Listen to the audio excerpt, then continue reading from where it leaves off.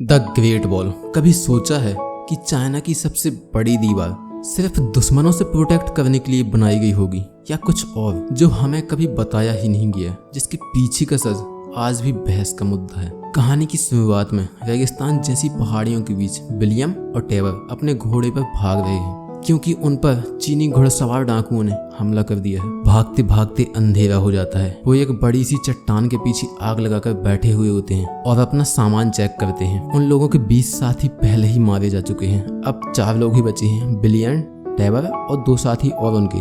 तभी रात में उनके ऊपर हमला होता है, एक अजीब से जीव का, बहुत तेज, भारी और इंसानों से बिल्कुल अलग। उनमें से कोई भी उसको नहीं देख पाता। उनके 2 साथी मारे जाते हैं। विलियम उसका हाथ काट देता है और वो जीव एक खाई में गिर जाता है। विलियम उस पंजे को रख लेता है। सुबह होती है, वो फिर से अपनी मंजिल की ओर बढ़ते हैं। उनको काला पाउडर चाहिए, जो हवा के संपर्क में आते ही आग पकड़ लेता है। सुबह जैसे ही वो निकलते हैं, उनके पीछे वही चीनी डाकू फिर से पड़ जाते हैं। वो भागते भागते एक बड़ी सी दीवार के पास पहुंचते हैं, the great wall of China. एक विशाल दीवार, धुएं और मसालों से भरी, जहां सैकड़ों सैनिक खड़े हैं। जैसे ही वो लोग दीवार के पास पहुंचते हैं, वो डाकू भाग जाते हैं और वॉल के ऊपर के सैनिक उनको पकड़ लेते हैं और बंदी बनाकर दीवार के ऊपर ले जाते हैं। नेमलेस ऑर्डर, जो एक गुप्त चीनी सेना है, जो किसी इंसानों से नहीं बल्कि तोताई नामक राक्षसों से चीन की रक्षा कर रही है। उन सैनिकों ने उन दोनों को पकड़ लिया और उनकी तलाशी ली तो उनको एक पंजा मिला। ये उसी जीव का पंजा है जो विलियम ने काट दिया था। उस पंजे को देख के वो सभी अधिकारी चौंक जाते हैं। कमांडर लिन मिया और जनरल साओ समझ जाते हैं कि ये लोग कुछ छिपा रहे हैं, लेकिन उस पंजे की सच्चाई कुछ ज्यादा ही डरावनी है, क्योंकि उनको पता है कि ये पंजा किसका है। तभी अचानक से दीवार पर अलार्म बजता है, तोताई नामक राक्षसों के आने के संकेत। और ये वही जीव है जिनका विलियम ने हाथ काटा था। लाइटनिंग जैसे फास्ट और सब कुछ चबा सकते हैं। नेमलेस ऑर्डर की अलग अलग टुकड़ियां तैयार होती हैं। जीवों का हमला होता है। क्रेन ट्रूप की महिलाएं रस्सियों से नीचे कूदती हैं और उनको मारती हैं, और दूसरी टुकड़ियां कुछ सामने से मुकाबला करती हैं, कुछ तीरों से मुकाबला करती हैं और कुछ एक्सप्लोजिव फेंकते हैं। विलियम और टेवर को कैदियों की तरह रखा गया है उसी वॉल के ऊपर, लेकिन तोताई नामक राक्षस अब दीवार के ऊपर भी आने लगते हैं और उनको छोड़ दिया जाता है और वो भी युद्ध में कूद पड़ते हैं। विलियम टेवर के साथ मिलकर अपने धनुष बाण से 3-4 तोताई को मार गिराता है। जहाँ 4-4 सैनिक एक भी तोताई को नहीं मार पा रहे थे,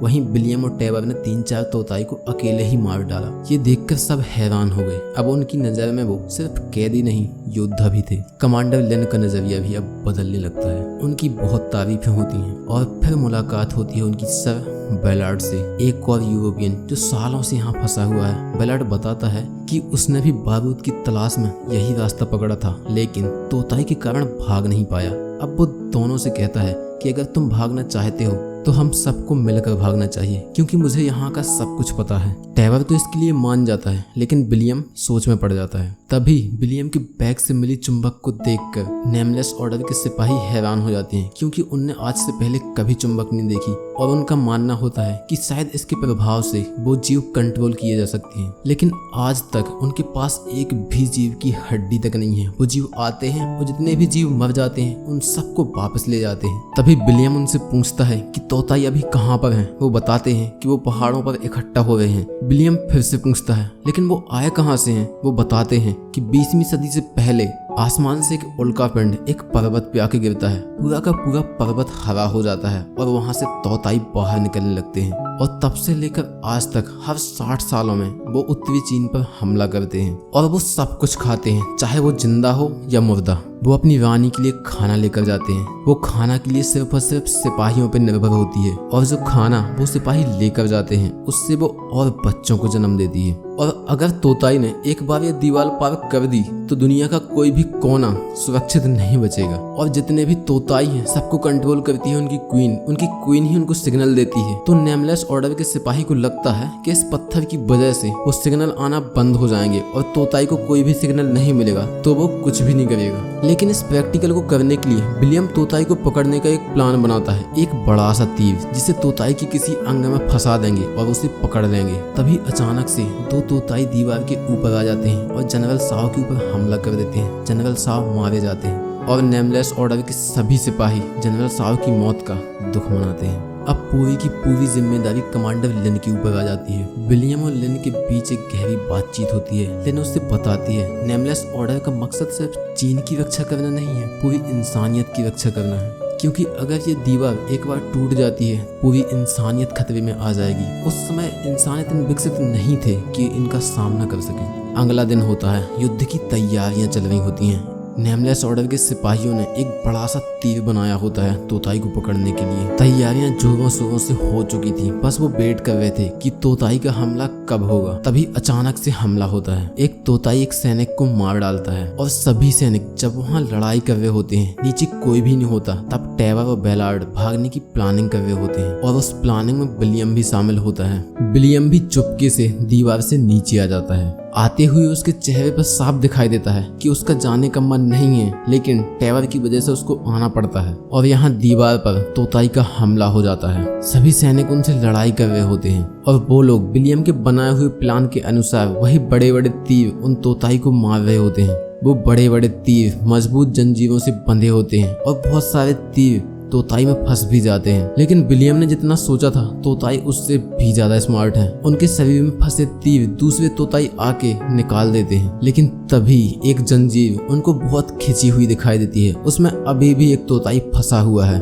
विलियम कुछ तीर उठाता है और उसी चैन के सहारे नीचे कूद जाता है, लेकिन जैसे ही वो नीचे पहुंचता है तोताई के शरीर से वो तीर निकल जाता है और वहाँ पे बहुत सारे तोताई होते हैं। लेकिन उस तीर के जहर से वो तोताई बेहोश हो जाता है। विलियम उसी जंजीर से उस तोताई का एक पैर बांध देता है। तभी विलियम के ऊपर पीछे से एक तोताई हमला करता है और टेवर उसे आके बचा लेता है। सभी सिपाही मिलकर तोताई को पकड़ लेते हैं, लेकिन विलियम और टेवर घायल हो जाते हैं। उनका इलाज किया जाता है और तोताई पर एक्सपेरिमेंट किया जाता है। जैसा कि नेमलेस ऑर्डर के सिपाही ने कहा था, उस क्रीचर के पास चुम्बक ले जाने से उसको सिग्नल मिलना बंद हो जाते हैं और वो शांत पड़ जाता है, मानो जैसे वो किसी गहरी नींद में चला गया हो।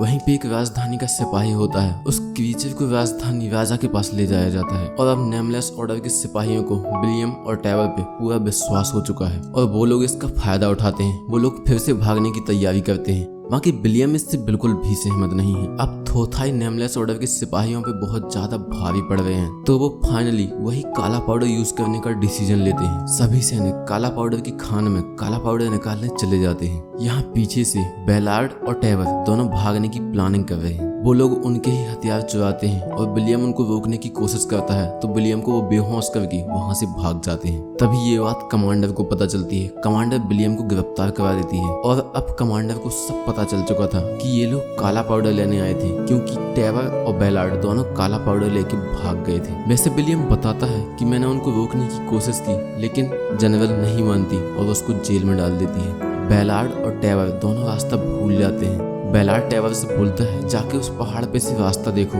जैसे ही टेवर रास्ता देखने के लिए जाता है, बेलार्ड टेवर को धोखा देता है और सभी घोड़ों को लेके भाग जाता है। राजधानी के सिपाही उस क्रीचर को राजधानी लेकर पहुंच जाते हैं। दिखने में एक शांत सा जीव, अंदर से एक मॉन्स्टर। तभी दीवार को दिखाया जाता है। दीवार पे अफरा तफरी मची हुई है। सभी लोग बलून्स के सहारे हवा में उड़ने की कोशिश कर रहे होते हैं। कुछ तो इसमें कामयाब हो जाते हैं, लेकिन बहुत सारे लोग नाकामयाब होते हैं और जनरल भी वहां से उड़ के चली जाती है राजधानी की तरफ। तभी जेल में विलियम की आंख खुलती है। उसे कुछ भी समझ में नहीं आता क्या हो रहा है। तभी एक सिपाही आता है, विलियम को आजाद कर देता है। विलियम दौड़ के दीवार के ऊपर जाता है। वहाँ एक सिपाही से पूछता है कि ये सब क्या हो रहा है। सिपाही विलियम को बताता है कि हम लोग हार चुके हैं, थोथाई शहर तक पहुंच चुके हैं। तो सभी लोग इन बलून्स के सहारे शहर जाने की कोशिश कर रहे हैं। विलियम पूछता है क्या कोई रास्ता है उनको रोकने का। सिपाही कहता है हाँ, अगर हम उनकी क्वीन को मार देते हैं तो उनको सिग्नल मिलना बंद हो जाएंगे और हम सब बच जाएंगे। वो सिपाही कहता है अब तुम जा सकते हो और तुम्हें जो चाहिए वो ले सकते हो। ये जनरल का आखिरी हुक्म था तुम्हारे लिए। विलियम लड़ने का फैसला करता है और उन सिपाहियों के साथ राजधानी की ओर निकल जाता है। और यहाँ बेलार्ड को वही चीनी डाकू पकड़ लेते हैं और उन डाकुओं से गलती से बेलार्ड का कुछ सामान आग में चला जाता है। काला पाउडर ब्लास्ट हो जाता है, सबके सब मारे जाते हैं। और यहाँ राजधानी में वो सब लोग ये जांच कर रहे थे कि इस चुंबक की शक्तियाँ कितने दूर तक से काम करती हैं। उस चुंबक को वो लोग दूर ले जाते हैं और थोथाई जाग जाता है। वो सिग्नल भेज देता है, कोई उनके पास सिग्नल पहुंच जाता है। उन क्रिएचर की पूरी आर्मी राजधानी पहुंच जाती है। क्रिएचर्स पूरी राजधानी को तबाह कर देते हैं। तभी नेमलेस ऑर्डर ऑर्डर के सिपाही वहां पहुंचते हैं, साथ में जनरल भी वहां पहुंच जाती है। जनरल बलून से नीचे उतर के उन क्रीचर से फाइट करने लगती है। जनरल को चारों तरफ से वो क्रीचर्स घेर लेते हैं। तभी विलियम वहां पहुंच जाता है और जनरल को बचा लेता है। तभी उनको उन क्रिएचर्स की क्वीन दिखती है। सभी क्रिएचर्स अपनी क्वीन के लिए खाना ला रहे थे। वो लोग बलून से नीचे उतरते हैं और एक प्लानिंग बनाते हैं कि जो क्रिएचर उन्हें पकड़ा है उसको वो अच्छे से खिलाएंगे पिलाएंगे और काले पाउडर से बने हथगोले उसके शरीर पे बांध देंगे, और जो खाना हम देंगे वो खाना वो अपनी क्वीन के लिए ले जाएगा। और जैसे ही वो क्वीन के पास पहुंचता है वो हथगोले ब्लास्ट कर देंगे और क्वीन मारी जाएगी। उस क्रिएचर को एक टनल के सहारे क्वीन के करीब ले जाया जाता है। वो लोग उस क्रिएचर को जंजीरों से खोलते हैं, उसके सामने खाना रख देते हैं और चुंबक को धीरे धीरे पीछे की ओर ले जाते हैं। वो अचानक से उठता है, खाना खाता है और फिर क्वीन के पास जाने लगता है। क्वीन के चारों तरफ खड़े सिपाही उसको रोक लेते हैं, फिर उसके पास खाना देखकर उसे अंदर जाने देते हैं। तभी विलियम और जनरल जल्दी से एक टावर के ऊपर पहुंचते हैं। अब बस उनमें निशाना लगा के उन हथगोलों को विस्फोट करना है। विलियम टावर के ऊपर से अपना पहला निशाना लगाता है और वो फेल हो जाता है, क्योंकि क्वीन के सिपाही क्वीन के चारों तरफ एक ढाल बना देते हैं। क्वीन सभी क्रीचर्स को आदेश देती है, वो सब के सब क्रीचर्स आसपास के टावरों पर चढ़ने लगते हैं। विलियम दोबारा निशाना लगाता है और अगेन से फेल, लेकिन इस बार क्वीन को पता चल जाता है और क्वीन सबको आदेश देती है।